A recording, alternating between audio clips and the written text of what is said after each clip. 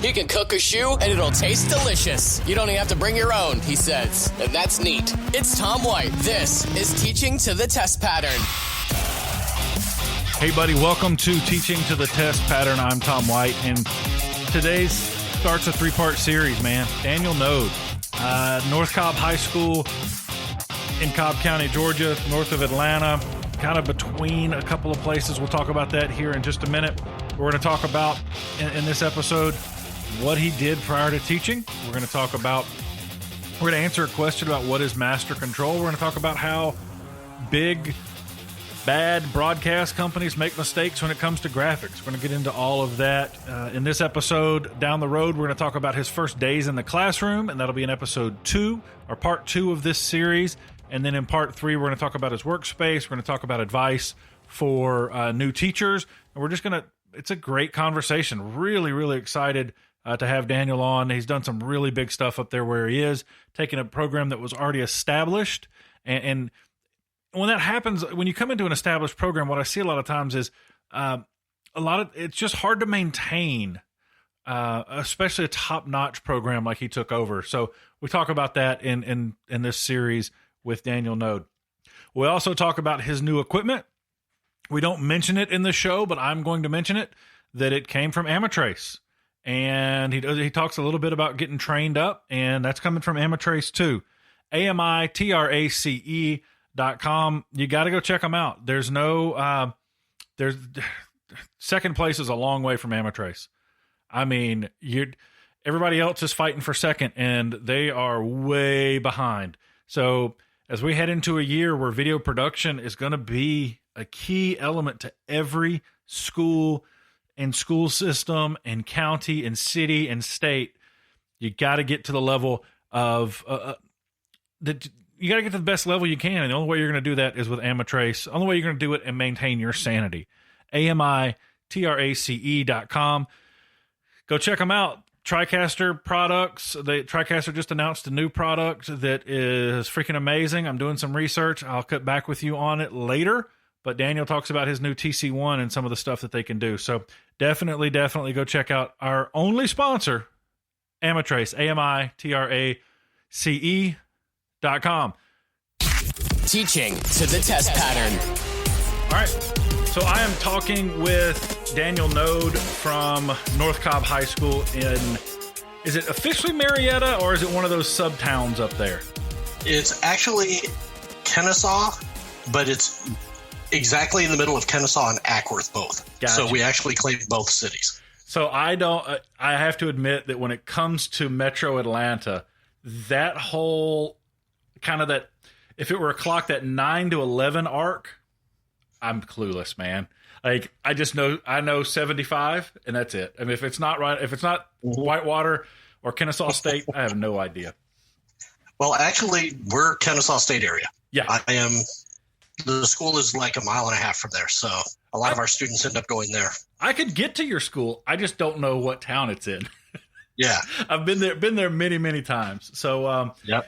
But Daniel, thank you so much for joining me. I enjoy doing podcast or interviews like this because I like talking to teachers who are second career teachers, because I think that in the video production world, that's very important. It's very important for our students and very important for what we do overall. So, Daniel, how long have you been teaching?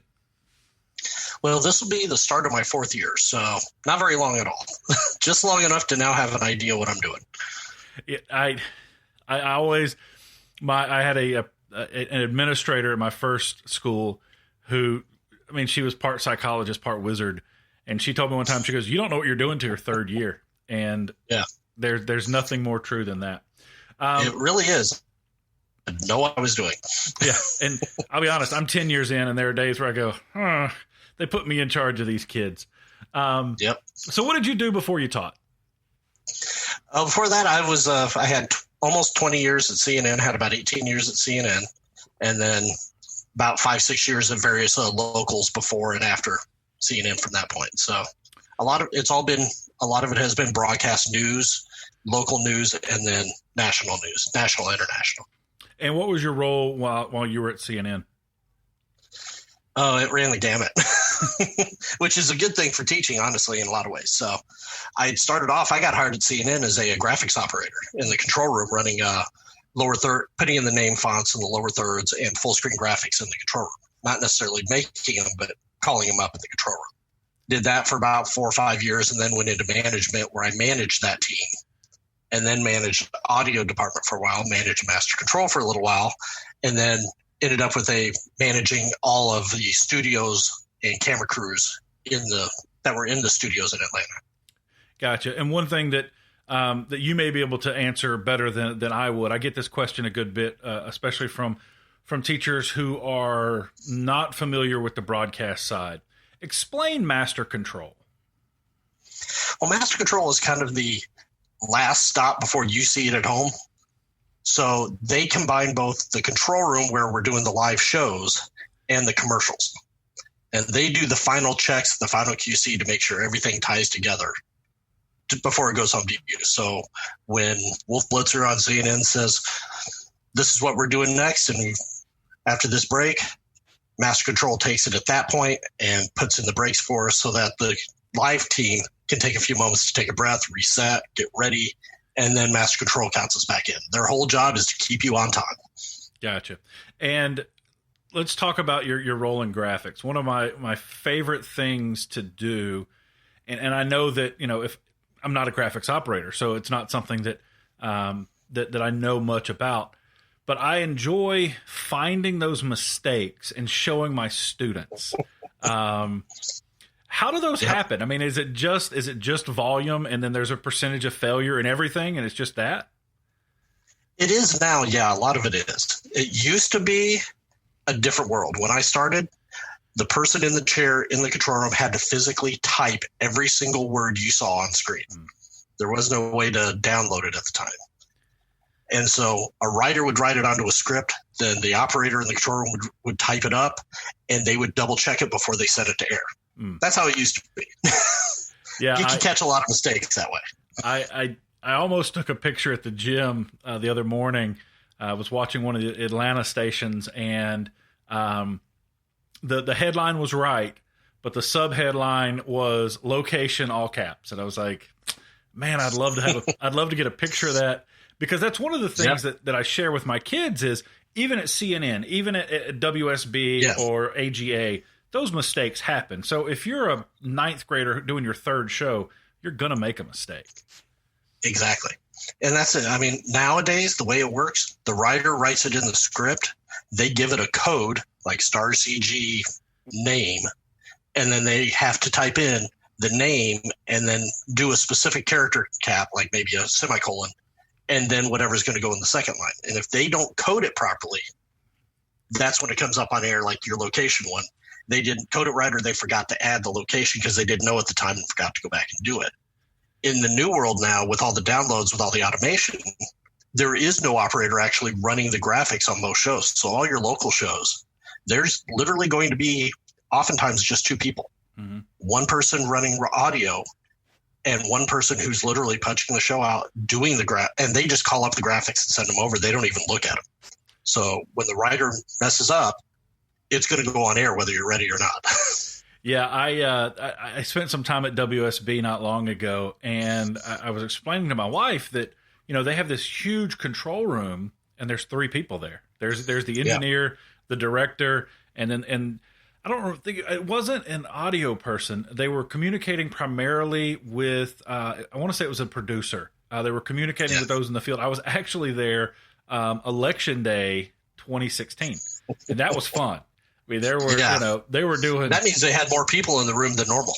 Yeah, and they had more people in the field. They did like a 30 box shot at one point, and I was like, "This is insane." But it was. It's always eye opening to me to go into those situations, because you talk about the coding, and that's what the director did. He said, my entire morning I've spent writing the code for the show to do the shots we want. I'm not pushing buttons. He goes, it's all, I hit go, and he did. He would hit go, and it would just happen. And I was like, well, this is really cool. Yep. Yeah, and after CNN, I spent about a year at WGCL, the CBS affiliate in Atlanta. doing the weekend shows. And literally for the production crew, there were two people. There was the TD director who ran audio, TD, camera, all of it there. It was all pre-programmed. And I was in the studio running lighting and prompter. Wow. And help my guests and stuff during breaks and things. So literally two people. Now, when I started, that would have been 5-6 people. Mm-hmm. So and the automation has really changed it.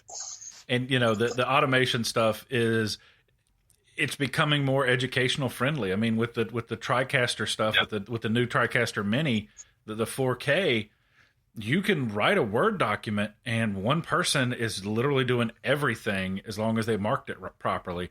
Running right. Prompter, switching cameras, adding graphics, all of that. So it's not far from becoming the norm in education as well. Yeah. And the interesting thing is it actually is the norm now everywhere but your national broadcasters. And it's actually become a problem for them. We had often issues with CNN international. They have different networks, the Headline News International, domestic networks. Those are all still fully staffed. There's an graphics person. There's a TD, there's a director, there's 3 or 4 producers, there's an audio operator, there's a couple of camera ops, that kind of thing. So they have trouble now finding someone who's actually directed a live show that's not automated. Wow.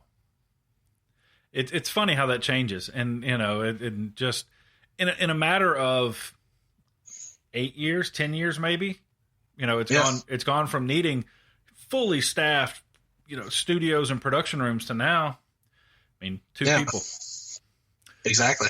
When I was at CNN, part of what I did was manage the studio operations staff, which is cameras and control rooms. We were fully robotic in our studios. So our cameras, when I say fully robotic, I mean literally you could drive them anywhere in the space and pre-program them. I had one operator running 6 cameras. Wow. And then I had one other operator who did Steadicam and jib only. And that's it. And that one operator on the weekends would run those cameras in that studio, but can also run cameras in Abu Dhabi, London, Beijing, New York, Dallas, Chicago. Anywhere we had a camera that we could tie into, we'd run it remotely with one operator. Pulling back to education on that, HuddleCam has a new webcam that if you're using Zoom, they can do that with your webcam. Yep. I was on a show with them not long ago, and Paul Richards just took my camera and he's like scanning the pictures on my wall from Philadelphia or from Pennsylvania where they are. Yeah, it's the technology and honestly, for everything bad about the pandemic, man, there's there's been a lot of technological growth come out of this pandemic, as well as workflows. Much better workflows. Yeah, exactly. It has. There's been a lot of changes like that people that would never doing it. And it's just like this. Okay. Yeah. Think about how many broadcasters have not been in a studio for 3, 4, 5 months and are just doing it in their dining room. It's amazing. Yeah. Or in their, like Stephen Colbert doing it in his office. It's at home. It's crazy. Teaching to the test pattern. That wraps up part 1 of my conversation with Daniel Knode from North Cobb High School in the Kennesaw State area of Cobb County, Georgia, the northwest corner of Metro Atlanta. And I want to thank Daniel for his time in part 1. We've got 2 more parts. In the next part of this series, I talk with Daniel about the certification process that he went through here in Georgia, talk about his first days in the classroom, some of his wins, and his learning opportunities. So make sure that you check that out. It's going to come out tomorrow. Or actually, if you're not listening today, then it's already out. So make sure that you go listen to that. I want to thank our sponsor, Amatrace, AMITRACE.com. Daniel's going to talk a little bit about what they've done in his classroom in part 3 of this series. Thank you so much for listening to today's show. And as always, go make some awesome. Teaching to the test pattern.